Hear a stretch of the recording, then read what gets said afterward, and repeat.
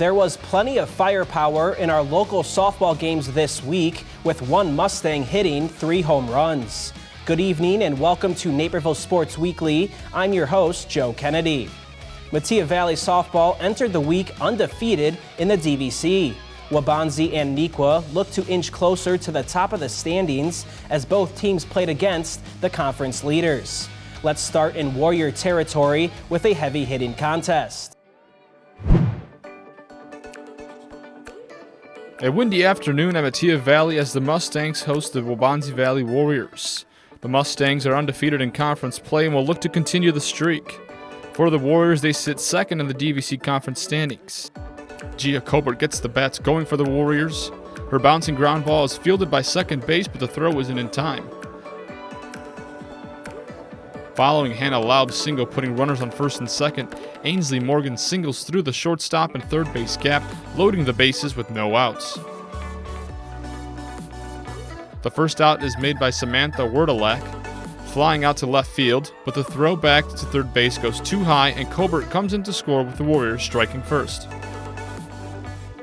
With one out and runners on second and third, Lily Elsey gets a hold of a pitch and drives it to deep center field and gets over the wall for a home run. Warriors take a 4-0 lead in the top of the first. In the bottom of the first, Reese Valha wastes no time answering with a home run of her own. The solo shot makes it 4-1. Sydney Eakin doubles to the wall after working the count. This brings Grace Freely to score and Genevieve Gonzalez advances to third. Nora Irwin hits a fly ball deep enough to center field. Gonzalez tags up and scores from third, making it 4-3 Warriors lead after the first inning. After a scoreless top of the second, Reese Valha sends yet another deep ball, making Colbert go back to the wall and ties the game at 4 with her second home run of the game. Once again, Charlie Benish pitches a scoreless frame in the top of the third as she strikes out Colbert looking. Benish pitched a complete game with 6 strikeouts. Eakin in the bottom of the third hits one deep enough but falls short of a home run, landing on the warning track. Her double gets things going for the Mustangs. It brings up Elena Gonzalez, who has runners in scoring position with no outs. She singles to left center field, and the pinch runner for Eakin, Rama Miller, comes in to score to give them the lead. Morgan Cleveland gets her first hit of the game, a single that drives Gonzalez, making it 6-4, Mustangs lead. Up to bat for her third time, Valha sends out her third home run of the game, this time a 2-run shot to left center field, extends the Mustangs' lead to 8-4. Valha ends the game with 3 hits, a walk, and 4 RBIs. Freely keeps the rally going as she hits a stand-up triple to opposite field as everyone is now getting in on the action. Genevieve Gonzalez brings in Freely from third, giving the Mustangs a 9-4 lead in the bottom of the third. The home runs don't stop for the Mustangs. Claire DeRosier hits a line drive to left center field, and all Colbert can do is watch. The Mustangs pour on 7 runs in the bottom of the third, making it 11-4 Mattia Valley. In the top of the fourth, Grace Riggs hits a solo home run to left field, trying to ignite a rally from the Warriors. She makes the score 11-5. The batting order flips, and it's the leadoff Colbert who starts the 2-out rally as she hits an opposite field double. Laub answers the 2-out rally, helping the Warriors trim the lead with her 2-run homer to left center field. Dub V only trails 11-7. After holding the Warriors scoreless in the top of the fifth, the Mustangs add 6 runs in the bottom half of the inning. It's capped off by a 3-run homer from Genevieve Gonzalez to end the game by mercy rule. The Mustangs advance 7-0 in conference with a 19-7 win over the Warriors. It's Strikeout Cancer Night on the softball diamond as Neuqua and Mattia Valley rock special jerseys to raise awareness. These two squads faced off on April 11th, where the Mustangs grinded out a 1-0 win, and now they take the field again for a crucial DVC showdown. A second pitcher's duel is far out the window because Reese Valha gets swinging right away with the double out to left center. She scores on a sac fly to give the Mustangs a 1-0 lead. Wildcats take a swing with Nadia Casanova getting a single after her hit lands in left field. There are 2 on for NV, and Nalia Clifford brings them both home as she hits one to center for a double, and that gives Niqua a 2-1 lead after the first. Valha scored the first run, and in the second inning, she drives in run number 2, and this game is tied at 2 once Maddie O'Neill crosses home plate. To the third inning, and Nora Irwin smacks one out to center that just gets down, and coming home is Raymond Miller, and Mattia retakes the lead 3-2. Niqua gets a run in the third to tie the game. Then in the fourth, Ava Drace cools down the Mattia bats with one of 9 punch-outs. Trista Warner hits a fly ball out to center for a single, and that gets her in scoring position.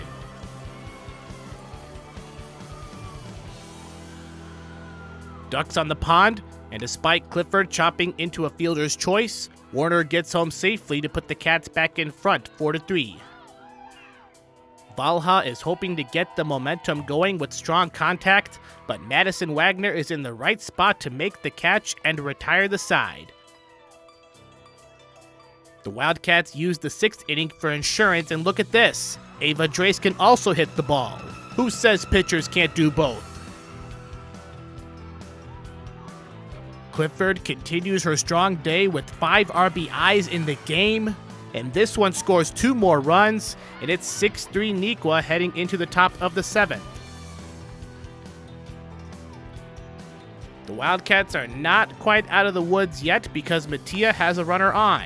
Genevieve Gonzalez puts some firepower on her hit, which lands in the gap, and Grace Feely slides in to get another run for Mattia. They still have life, trailing 6-4. Another Mustang delivers as Claire DeRosier cranks one just over the fielder's glove, and the door is open for Gonzalez to score. We got ourselves a 1-run ball game. The tying run is at first with 2 outs and Irwin up to bat. She chops to Clifford, who controls the ball after a bobble, and throws to Krista Waldowski at first to end the ball game. Niqua hands Mattia its first conference loss as the Wildcats pull out a 6-5 thriller. When we return, we'll keep swinging on the diamond. Niqua softball has gained a valuable presence in its dugout this spring, and we'll have more after the break. You made a cow. Actually, it's a piggy bank. My inspiration to start saving. How about a more solid way to save? I'm listening. Well, BMO helps get your savings habit into shape with a cash reward every month you save. Cash reward? And there's a cash bonus when you open a new checking account to get you started. Wow. Anything you can't do? Mugs. Neuqua Valley softball coach Danny Esquini grew up surrounded by baseball and softball. Her father, Len, served as the head baseball coach at St. Charles East for over 20 years, and he picked up over 450 wins en route to an IHSA Hall of Fame career. The veteran coach joined his daughter inside the Wildcat dugout this spring, and Patrick Cotto has more with our latest feature story here on NSW. We tried to do like a Coach Len or a Coach Esquini Sr. and nothing has really stuck. So now it's Coach Esquini and both of our heads usually go, what? And they're like, that one. That one is Neuqua Valley softball coach Danny Esquini. That other one is her dad, Glenn Esquini, the new assistant coach for the Wildcats, and her lifelong mentor. After spending almost 30 seasons as the head baseball coach at St. Charles East, Len originally retired from the Diamond, or so he thought. Danny and I were talking, and I just said, hey, why don't I come out and help a little bit? And we made it official, and here I am. This is not the first time the two have shared a softball dugout. Len helped coach Danny during her youth days before she played in high school. Fast forward to the spring of 2024, and both the Esquinis have reunited, with Len sharing his expertise with his daughter and the Neuqua program. While he brings decades of experience, shifting from baseball to softball did take some time to get used to for the veteran coach. It's a different game, it's faster, and of course they don't have no pickoffs and that kind of stuff like they do in baseball. So there's a part of that game that's not involved. It's a quicker game, almost less room for error or mistake as a defensive player. And obviously offensively, the pitchers that throw hard, that ball gets to them pretty dang quick. They got to get to the ball and get the hand path right, and if they don't, they're behind.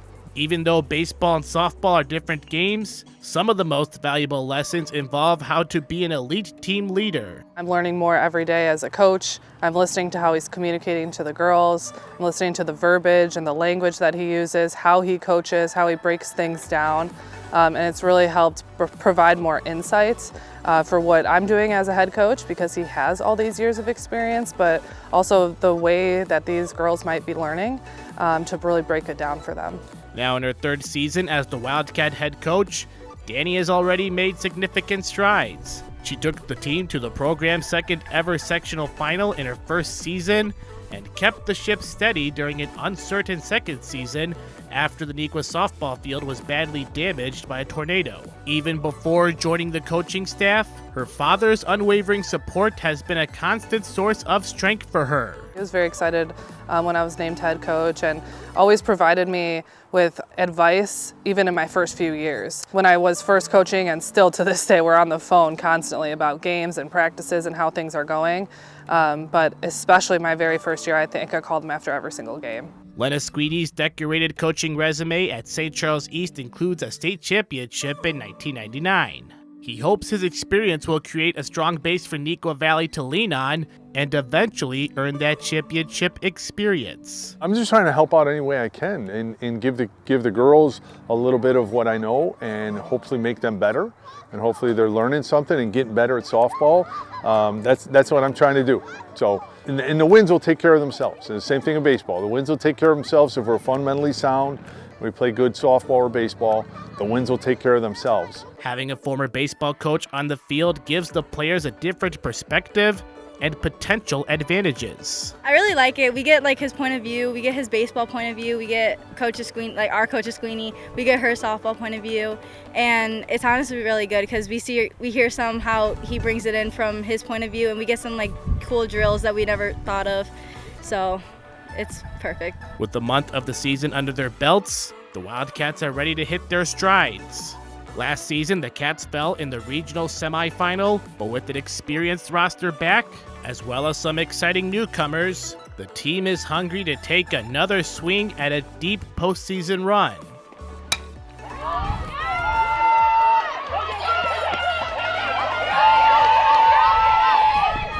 We've seen some of that already, that we are getting better. All the things that we have been focusing on, we're executing, and that's huge. So we're excited to continue playing. We want to get as many games under our belt, obviously, before postseason comes, but then to teach them about what postseason seems like. Regardless of how far the Wildcats go, Dani will cherish every father-like daughter moment on the diamond. I'm honored. I'm honored to have him on our sidelines with us at practices and games. It truly is something special, something to be cherished. Not a lot of people have the opportunity to grow up with a coach like my dad, but then to alongside be coaching and learning from him too. I'm very grateful. For Naperville Sports Weekly, I'm Patrick Cotto. In these complicated times, local news has never been more important. DailyHerald.com lets you stay connected to your community, wherever you are. The Naperville Police Department needs your help to solve crime and bring offenders to justice. When you submit tips to Naperville Crime Stoppers, you help keep our city one of the safest in the nation. Tips to Naperville Crime Stoppers have helped solve hundreds of crimes and recover over $7 million in drugs, property, and cash. Remember, tipsters remain anonymous and receive cash rewards up to $1,000 if their tips lead to an arrest. Call the tip line at 630-420-6006. You may have that one piece of information that solves the crime.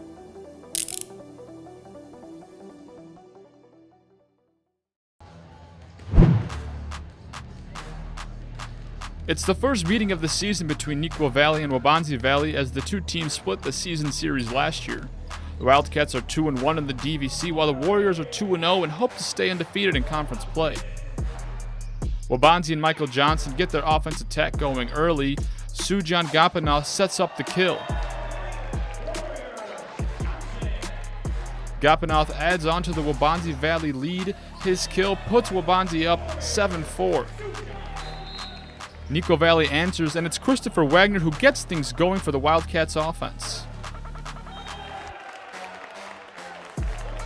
Nicola Pieter gets into the action and rises up for the kill. Neuqua continues to rally. Pieter gets another turn at the attack, and it takes a deflection off the block and falls in for a point. Neuqua leads 11-9. The game is tied at 12. Amari Ruffin kill is too much for the Wildcat defense as the Warriors regain the lead. Chase Markston uses a perfectly placed roll shot, catching the Warriors defense off guard as they regain the lead 16-13. Warriors up 22-17. Pieter tries to ignite Neuqua Valley's later set comeback with his kill, making the score 22-18. The efforted rally from the Wildcats ties the game at 22. They got 6 straight points, placing the pressure on the Warriors to answer. It's Gopinath on set point who stuffs Pieter, ending the Neuqua Valley rally. Waubonsee picks up set 1 win, 25-22.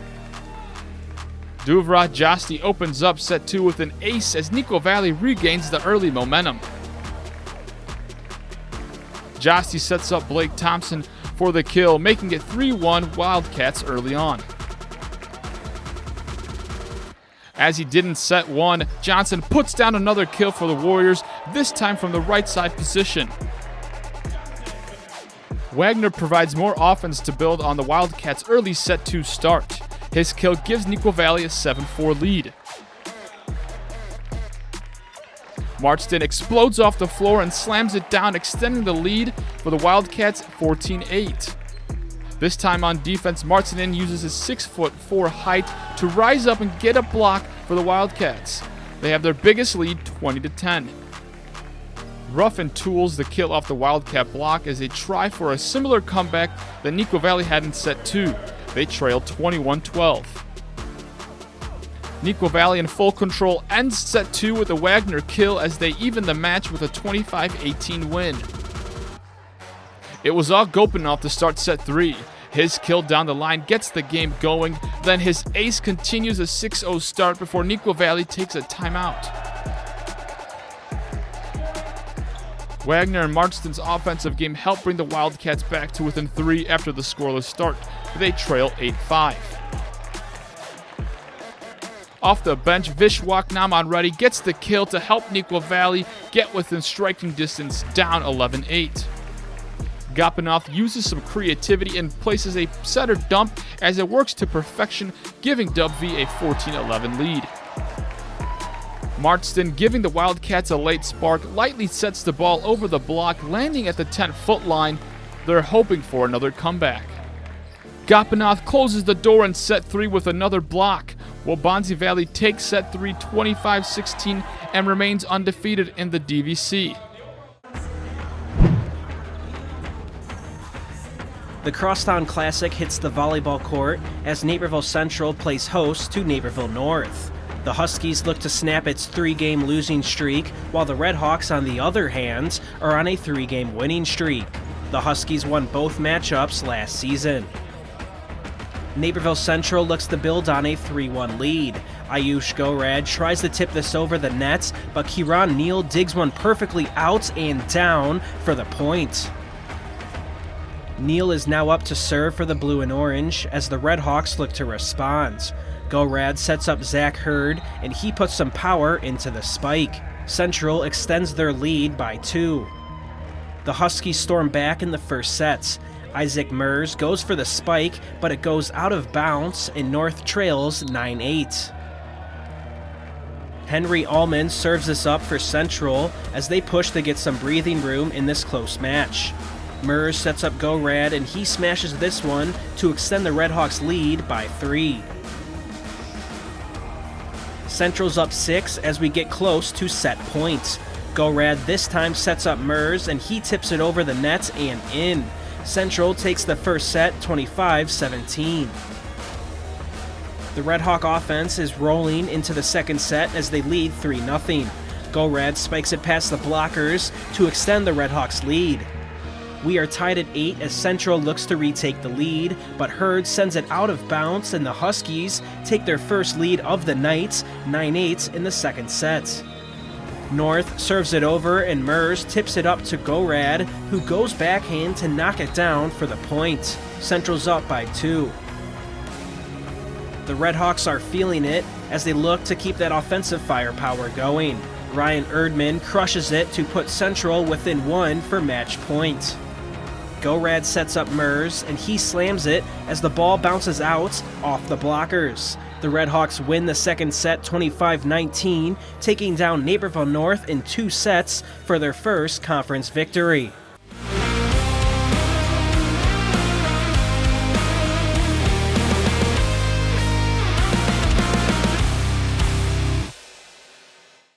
Naperville North baseball travels to Naperville Central, where outfielder Scott Walker makes a diving catch to secure the win. With 2 outs in the bottom of the 7th, the Huskies lead 6-5, but the Red Hawks have the tying run on first base. Chase Reeder connects on a line drive to right field, and Walker runs into your screen for the diving catch. A great snag by the senior, and he's fired up. Let's take one more look at the play. If he misses, the tying run scores and the Red Hawks stay alive, but Walker stops the potential walk-off. We'll wrap up the show after the break by swinging over to some lacrosse action, followed by a play of the week. You made a cow. Actually, it's a piggy bank. My inspiration to start saving. How about a more solid way to save? I'm listening. Well, BMO helps get your savings habit into shape with a cash reward every month you save. Cash reward? And there's a cash bonus when you open a new checking account to get you started. Wow. Anything you can't do? Mugs. BMO.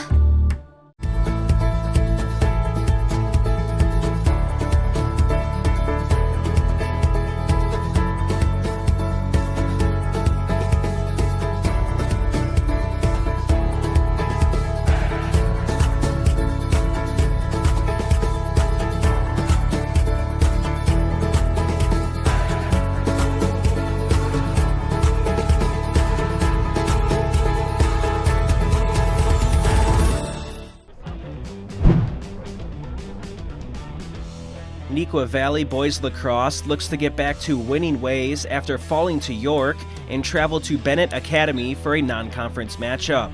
Last season, the Red Wings rallied from behind and eked out an 11-10 victory in thrilling fashion.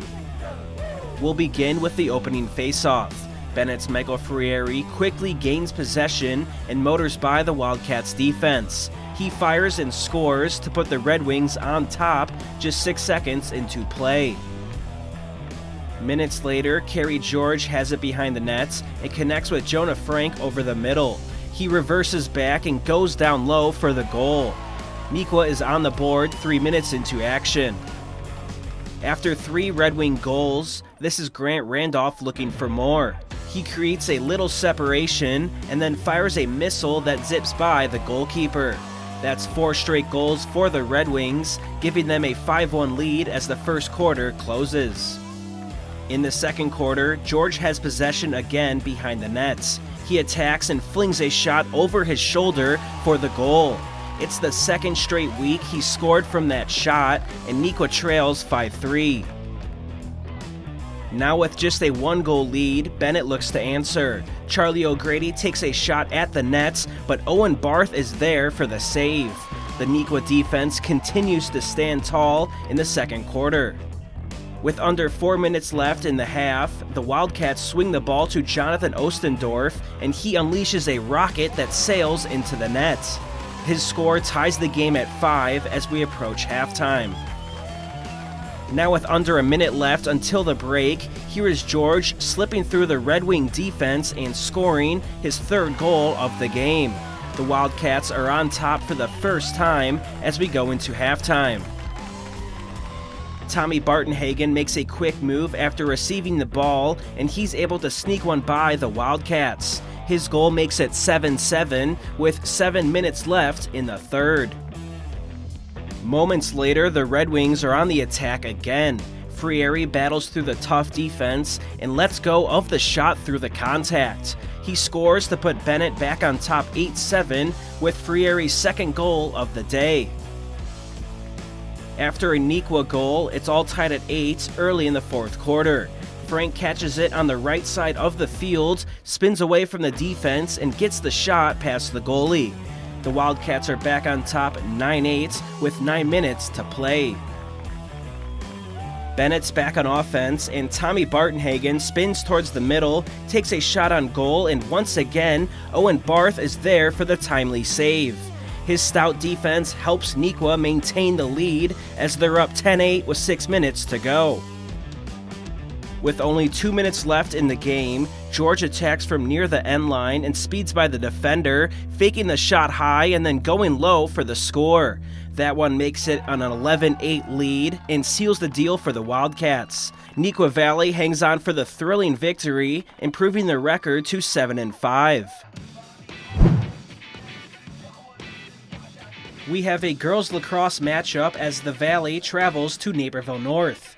Both teams enter on 4-game winning streaks, with North coming off a dominating 21-2 win against Plainfield, and the Valley took down St. Viator 14-8. After 2 early goals by North, the Huskies are on the attack again. Edie Keene spots Kenzie Waddles cutting inside, and she tosses it over the goalkeeper's shoulder for the score. That gives Naperville North a 3-0 lead with 3 minutes left in the first. Now in the second quarter, the Valley is on the comeback.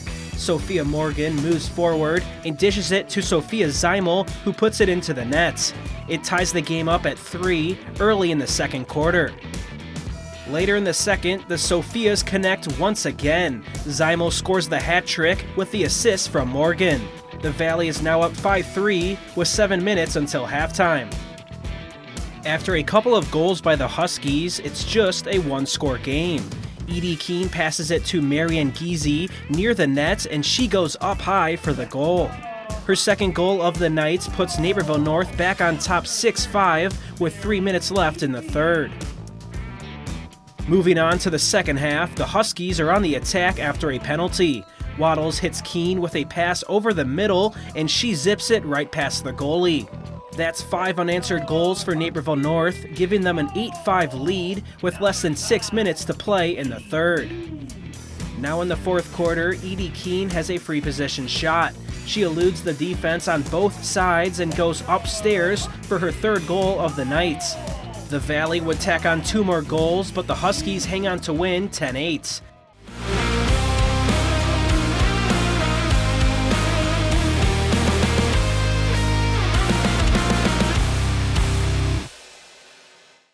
Metea Valley softball sits on top of the DVC standings, and senior Reese Valla was on top of the world after hitting 3 home runs against Waubonsie. The Mustangs trailed by 4 in the bottom of the first, but Valla quickly helped Metea get going. She hits a solo shot here to make it 4-1. In the next at-bat, the Mustang is once again up with no runners on base, but it's no problem as she hammers it out to center field for another solo home run. That ties the game at 4. Now at the plate for a third time, Valla hits her third home run, and it's a no-doubter. What a way to start the game at the plate, and Metea's entire offense was cooking. The Mustangs hit 5 home runs, and Mercy ruled their rivals Waubonsie by the final score of 19-7. That closes tonight's episode of NSW. Make sure to tune in again next week. With the calendar flipping to May, we'll have our first postseason coverage of the spring. You can find our past highlights, feature stories, and community sports on nctv17.org and our NCTV17 Sports YouTube channel. You can also find us on social media at NCTV17 on Facebook, Twitter, and Instagram. For Naperville Sports Weekly, I'm Joe Kennedy.